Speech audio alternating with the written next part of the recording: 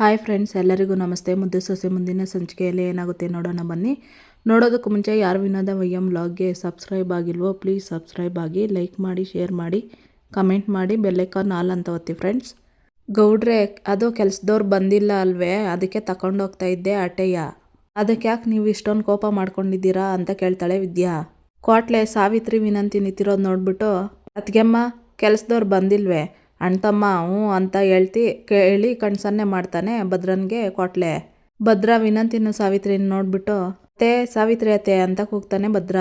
ಲೇ ವಿನಂತಿ, ಭದ್ರ ನನ್ನ ಎಷ್ಟು ಪ್ರೀತಿಯಿಂದ ಕರಿತವನೆ ಕಣೆ. ನನ್ಗನ್ಸುತ್ತೆ ಕ್ವಾಟ್ಲೆ ಅವನ್ ತಾವ ನಾವಿಬ್ರು ಎಷ್ಟು ಕಷ್ಟಪಟ್ಟಿದ್ದೀರಿ ಅಂತ ಹೇಳಿದ್ದಾನೆ ಅಂತ ಅನಿಸುತ್ತೆ. ಅದಕ್ಕೆ ನಾವಿಬ್ರು ಕಷ್ಟಪಡೋದನ್ನ ನೋಡೋಕ್ಕಾಗದೆ ಹಟ್ಟಿ ಒಳಗಡೆ ಕರೆಯೋದಕ್ಕೆ ಕರಿತವನೆ ಕಣೆ, ಬಾರೆ ಅಂತ ವಿನಂತಿನ ಕರ್ಕೊಂಡೋಗ್ತಾಳೆ ಸಾವಿತ್ರಿ.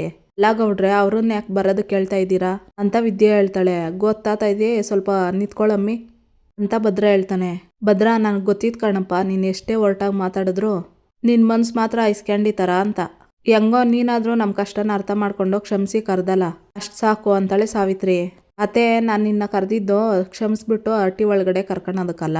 ತಿಂದು ಕೂತಿರ್ತಿರಲ್ಲ, ಅದ್ರ ಬದಲು ಈ ಬಟ್ಟೆನಾದ್ರೂ ಒಗಿಲಿ ಅಂತವ ಅಂತ ಭದ್ರ ಹೇಳ್ತಾನೆ. ಇದೇನಪ್ಪ ಭದ್ರ, ನಾ ಬಟ್ಟೆ ಒಗ್ದಾಕ್ಬೇಕೆ ತಳೆ ಸಾವಿತ್ರಿ. ಮತ್ತಿನ್ಯಾರು ಒಗ್ದಾರತ್ತೆ? ಅಲ್ಲ, ಮೇಲ್ಗಡೆಗೆ ಏಣಿ ಹಾಕ್ಕೊಂಡು ರೂಮ್ನಲ್ಲಿ ಏನು ಮಾತಾಡ್ತಾರೆ ಅಂತ ಕೇಳಿಸ್ಕೊಳಕ್ಕಾಗ್ತದೆ, ಬಟ್ಟೆ ಒಗ್ಯಕ್ಕಾಗಕ್ಕಿಲ್ವೇ ಹೇಳ್ತಾನೆ ಭದ್ರ. ಅಯ್ಯಯ್ಯೋ, ಅದಂಗಲ್ಲ ಭದ್ರ ಅಂತಾಳೆ ಸಾವಿತ್ರಿ. ಹಂಗೂ ಇಲ್ಲ ಹಿಂಗೂ ಇಲ್ಲ, ನೀವು ಹೆಂಗಿರ್ಬೇಕು ಅಂತ ಅಪ್ಪಯ್ಯ ಆಗ್ಲೇ ಸಂದಾಗ ಹೇಳವ್ರೆ ತಾನೆ ಅಂತ ಭದ್ರ ಹೇಳ್ತಾನೆ. ಆದ್ರೂ ನಾ ಬಟ್ಟೆ ಒಗೆಯೋದು ಅಂತಂದ್ರೆ ಅಂತ ಸಾವಿತ್ರಿ ಹೇಳ್ತಾಳೆ. ಹಂಗಾದ್ರೆ ರಾತ್ರಿಗೆ ಊಟ ಬೇಡ ಚಿಕ್ಕವ್ವ ಅಂತ ಕ್ವಾಟ್ಲೆ ಹೇಳ್ತಾನೆ. ಅಯ್ಯಯ್ಯೋ, ಹಂಗೆ ಮಾತ್ರ ಮಾಡಬೇಡ ಕಣೋ, ನಮ್ಮ ಕರ್ಮ ಇನ್ನೇನು ಮಾಡೋದು, ಒಗ್ದಾಕ್ತೀವಿ ಅಂತ ಸಾವಿತ್ರಿ ಹೇಳ್ತಾಳೆ. ಹಂಗೆ ಬನ್ನಿ ದಾರಿಗೆ. ಅದು ಇವಳು ಅವಳೆ ಅಂತ ವಿನಂತಿನ ತೋರಿಸ್ತಾಳೆ ಸಾವಿತ್ರಿ. ಆಹಾ, ನಾಟಕ ಮಾತ್ರ ಇಬ್ಬರು ಸೇರ್ಕೊಂಡು ಮಾಡ್ತೀರಾ, ಬಟ್ಟೆ ಮಾತ್ರ ಒಗೆಯೋಕ್ಕಾಗಕ್ಕಿಲ್ವೇ? ನೀನೇನು ಮಗ ನೋಡ್ತಾ ಇದ್ದಿ? ಅವ್ರ ಜೊತೆ ಸೇರ್ಕೊಂಡು ಇಬ್ಬರು ಬಟ್ಟೆ ಒಗಿಬೇಕು. ತತ್ತಾರಮ್ಮಿ ಇಲ್ಲಿ ಹಿಡ್ಕ ಅಂತ ಸಾವಿತ್ರಿ ಕೈಯಲ್ಲಿ ಕೊಟ್ಬಿಟ್ಟು, ನೀನು ತಂಪಾಗಿ ಒಳಗಡೆ ಕೂತಿರ್ಬೇಕು, ಬಟ್ಟೆ ಒಗಿರಿ ಅಂತ ಹೇಳಿ ವಿದ್ಯಾನ ಕರ್ಕೊಂಡು ಹೊರಟೋಗ್ತಾನೆ ಭದ್ರ. ಸಾವಿತ್ರಿ, ಅವ್ರು ಹೇಳಿದ್ ನಿನ್ ತಾನೆ, ನೀನು ಯಾಕೆ ನನ್ನನ್ನು ಹೇಳ್ಕೊಂಡೆ ಅಂತಾಳೆ ವಿನಂತಿ. ಸಮಾಧಾನ, ಯಾಕೆ ಹಿಂಗೆ ಕಿತ್ತಾಡ್ತಾ ಇದ್ದೀರಾ? ಬಟ್ಟೆ ಸಾಲಾಕಿಲ್ಲ ಅಂತನಾ? ನನ್ನ ಬಟ್ಟೆಯನ್ನು ವಾಷಿಂಗ್ ಮಿಷಿನಲ್ಲಿ ಸರಿಯಾಗಿ ಕೊಳೆ ಹೋಗೋಕ್ಕಿಲ್ಲ, ನನ್ನ ಬಟ್ಟೆಯನ್ನು ತಂದ್ಕೊಟ್ಬಿಡ್ತೀನಿ ಇರಿ ಅಂತ ಹೇಳಿ ಬಟ್ಟೆ ತರೋದಕ್ಕಂತ ಹೋಗ್ತಾನೆ ಕ್ವಾಟ್ಲೆ. ನಿನ್ನ ಮಗಳಾಗಿ ಹುಟ್ಟಿರೋ ಕರ್ಮಕ್ಕೆ ಅದೇನೇನು ಮಾಡಬೇಕೋ ಕಾಣೆ ಅಂತ ವಿನಂತಿ ಹೇಳ್ತಾಳೆ. ಕ್ವಾಟ್ಲೆ ಬಟ್ಟೆ ತಗೊಬಂದು, ಚಿಕ್ಕವ್ವ ನನ್ನ ಬಟ್ಟೆ ಶಾನೆ ಕೊಳೆ ಆಗದೆ, ಸಂದಾಗ ನೋಡಿ ಹುಷಾರಾಗಿ ಹೋಗಿರಿ ಅಂತ ಕ್ವಾಟ್ಲೆ ಹೇಳ್ತಿರ್ತಾನೆ. ಕ್ವಾಟ್ಲೆ ಅಂತಾಳೆ ಸಾವಿತ್ರಿ. ಚಿಕ್ಕವ್ವ, ನಾನಿರೋದೇ ಕ್ವಾಟ್ಲೆ ಕೊಡೋಕ್ಕೆ. ವಿನಂತಿ, ತಗೊಳವ್ವ ಅಂತ ಹೇಳಿ ಬಟ್ಟೆ ಕೊಟ್ಟು, ಏನು ಮಕ ನೋಡ್ತಾ ಇದ್ದೀರಿ, ಬನ್ನಿ ಶುರು ಮಾಡಿ ಕೆಲಸನ ಅಂತ ಹೇಳ್ಕೊಂಡು ಹೊರಟೋಗ್ತಾನೆ ಕ್ವಾಟ್ಲೆ.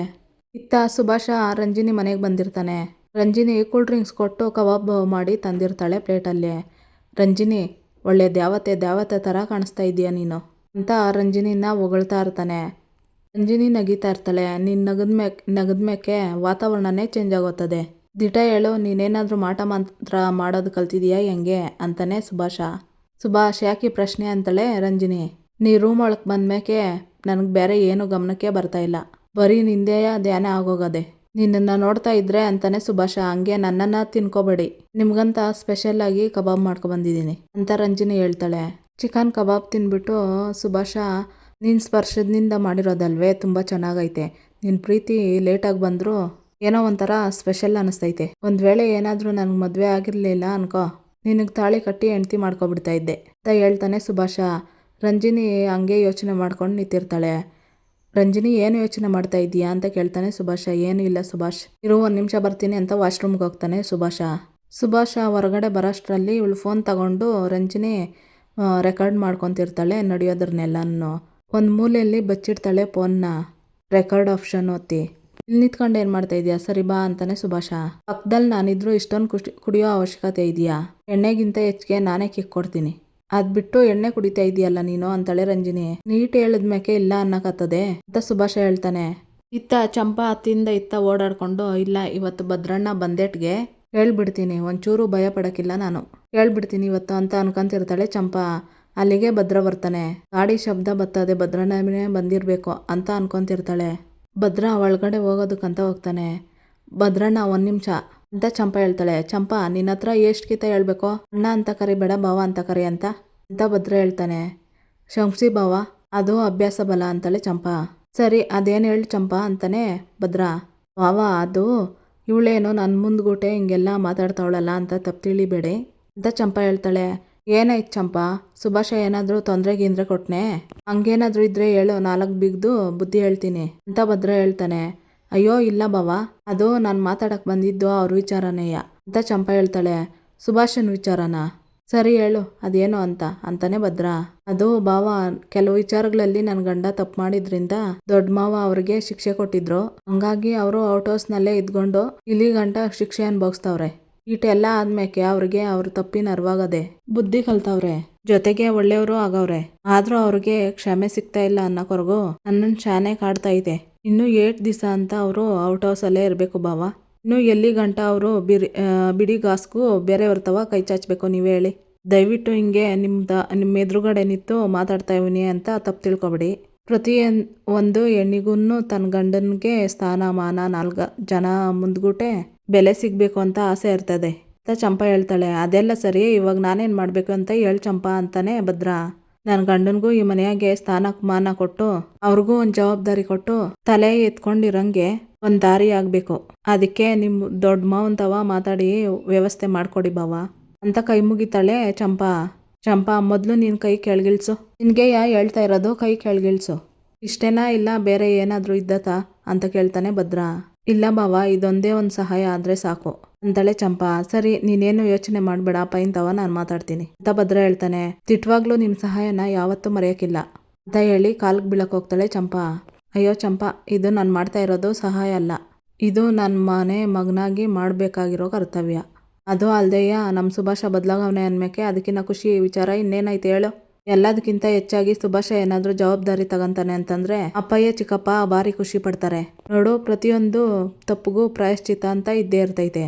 ಈಗ ಸುಭಾಷ ತನ್ನ ತಪ್ಪನ್ನ ತಿದ್ಕೊಂಡು ಒಳ್ಳೆಯವನಾಗವನೆ ಅಂತಂದ್ರೆ ಅದಕ್ಕಿಂತ ಖುಷಿ ವಿಚಾರ ಏನೈತೆ ಹೇಳು. ಇನ್ನೇನು ಚಿಂತೆ ಮಾಡಬೇಡ, ಸುಭಾಷನ ವಿಚಾರ ನಾನು ನೋಡ್ಕೊತೀನಿ ಬಿಡು ಅಂತ ಭದ್ರ ಹೇಳ್ತಾನೆ. ಸರಿ ಬಾವ ಅಂತಾಳೆ ಚಂಪಾ. ಗೊತ್ತಾಯ್ತು, ನೀನು ಹೋಗಿ ಊಟ ಮಾಡಿ ಮಲ್ಕೋ ಹೋಗು ಅಂತಾನೆ ಭದ್ರ. ಇತ್ತ ರಂಜಿನಿ ಬೆಟ್ಟದಯ್ಯನಿಗೆ ಫೋನ್ ಮಾಡ್ತಾಳೆ. ಈ ಬ್ಯುಸಿ ಶೆಡ್ಯೂಲ್ನಲ್ಲೂ ನನ್ನನ್ನು ಗೆಪ್ತಿ ಮಾಡ್ಕೊಂಡಿದ್ಯಲ್ಲ ಚಿನ್ನ ಅಂತ ಬೆಟ್ಟದಯ್ಯ ಹೇಳ್ತಾರೆ. ಬ್ಯುಸಿಯಾಗಿದ್ದೆ ನಿಮಗೋಸ್ಕರ ಅಲ್ವೇ, ನೀವು ಹೇಳಿದ ಕೆಲಸ ಮಾಡಿ ಮುಗಿಸಾಯ್ತು. ಇವಾಗ ಸಾಕ್ಷಿ ನನ್ನ ಕೈಯಲ್ಲಿದೆ. ಸಭಾಷ್ ನನ್ನ ಚಿನ್ನ. ಇನ್ನು ಈ ವಿಚಾರದಲ್ಲಿ ಹೆಂಗೆ ಮಾಡಬೇಕು ಏನು ಮಾಡಬೇಕು ಅನ್ನೋದನ್ನ ನಾನು ಹೇಳ್ತೀನಿ. ಅಲ್ಲಿಗಂಟ ಆ ಸಾಕ್ಷಿನ ನಿನ್ನ ಕೈಲಿ ಹುಷಾರಾಗಿ ಮಾಡಿಕೊ ಅಂತ ಬೆಟ್ಟದಯ್ಯ ಹೇಳ್ತಾನೆ. ಫೋನ್ ಕಟ್ ಮಾಡಿ, ಶಿವರಾಮೇಗೌಡ, ನಿನ್ನ ಶಕ್ತಿ ಏನೇ ಇರ್ಬೋದು, ಆದರೆ ನಿನ್ನ ನೆಲಕ್ಕೆ ಉಳಿಸೋ ಅಸ್ತ್ರ ನನಗೆ ಸಿಕ್ಕಾಯ್ತು. ಇನ್ನು ನಿನ್ನ ಅಂತ್ಯದ ಕೌಂಟೌನ್ ಶುರು ಅಂತ ಹೇಳ್ತಾನೆ ಬೆಟ್ಟದಯ್ಯ. ಇತ್ತ ಶಿವರಾಮೇಗೌಡರು ವಿದ್ಯಾ ಅಂತ ಕೂಗ್ತಾರೆ. ಬಂದೆ ಮಾವಯ್ಯ ಅನ್ಕೊಂಡು ಬರ್ತಾಳೆ ವಿದ್ಯಾ. ಹೇಳಿ ಮಾವಯ್ಯ ಅಂತಾಳೆ ವಿದ್ಯಾ. ಫೈಲ್ ಕೊಟ್ಬಿಟ್ಟು, ನೋಡಮ್ಮ ವಿದ್ಯಾ, ಇದು ಫೈಲ್ಗಳು ನಮ್ಮ ಪಕ್ಷಕ್ಕೆ ಸಂಬಂಧಪಟ್ಟವು, ಭಾಳ ಮುಖ್ಯವಾದವು ಕಣವ್ವ. ಇದ್ರಾಗಿರೋ ಒಂದು ಕಾಗ್ದನೋ ಇತ್ಲಾಗ ಹೋಗ್ಬಾರ್ದು. ಅದಕ್ಕೆ ನಿನ್ನ ಜೋಪಾನವಾಗಿ ಲಾಕರಲ್ಲಿ ಇಟ್ಕೊಂಡು ಚೆನ್ನಾಗಿ ಕ್ಲೀನಾಗಿ ಕೀ ಹಾಕ್ಕೊಂಡು ನಿನ್ನ ಹತ್ರ ಮಾಡ್ಕೊಳ್ಳವ ಕೀನ ಅಂತ ಶಿವರಾಮೇಗೌಡರು ಹೇಳ್ತಾರೆ. ಸರಿ ಮಾವಯ್ಯ ಅಂತಾಳೆ ವಿದ್ಯಾ. ಆಮೇಲೆ ಇನ್ನೊಂದು ಹೇಳ್ತೀನಿ, ಹುಷಾರ ಕಣವ್ವ ಅಂತಾನೆ ಶಿವರಾಮೇಗೌಡ. ಆ ಮಾವಯ್ಯ, ಇದರನ್ನು ಹುಷಾರಾಗಿ ಮಡಗಿ ಕೀ ಲಾಕ್ ಮಾಡಿ ನನ್ನ ಹತ್ರನೇ ಇಟ್ಕೊಂಡಿರ್ತೀನಿ ಅಂತ ವಿದ್ಯಾ ಹೇಳ್ತಾಳೆ. ಯಾಕಣ್ಣ ಒತ್ತಿ ಹೇಳ್ತಾ ಇದೆಯಾ ಅಂತಾರೆ. ಏನು ವಿಷಯ ಅಂತ ಕೇಳ್ತಾರೆ ಗೋವಿಂದೇಗೌಡರು.